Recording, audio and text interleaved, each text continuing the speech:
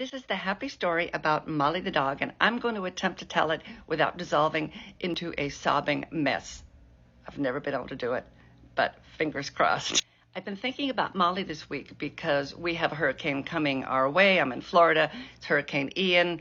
And it's made me think about Hurricane Hugo, which was 33 years ago. It hit landfall on September 22nd at midnight. It was a Category 4.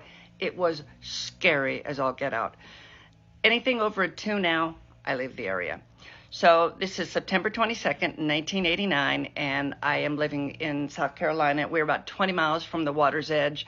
I'm there with my husband and my 5-month-old baby and our 4 dogs. So they've told everybody to get out of town, and a lot of us didn't.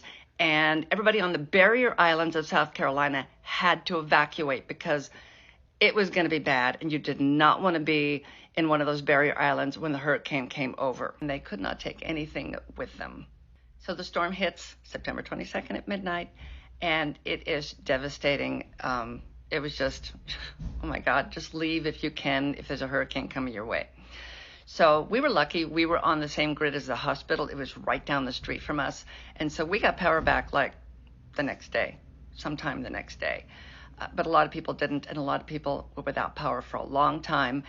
And about 3 days after the storm, they finally let the people who lived on the barrier islands go back to their island, and they could go to their house, find it, and they could get 1 suitcase worth of things to take off the island with them. So you probably know where I'm going with this. This is Henry, and I hope he doesn't mind me using his photo here. So Henry goes out to the Isle of Palms 3 days after the storm, and he finds his dog Molly.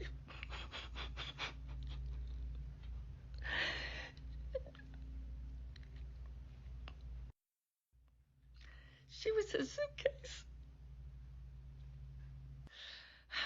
Almost got through the story.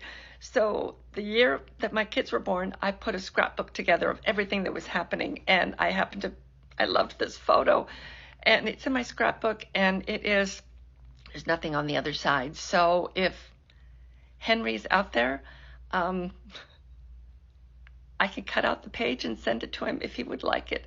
So if anybody knows Henry, and I'll put his name in the comments.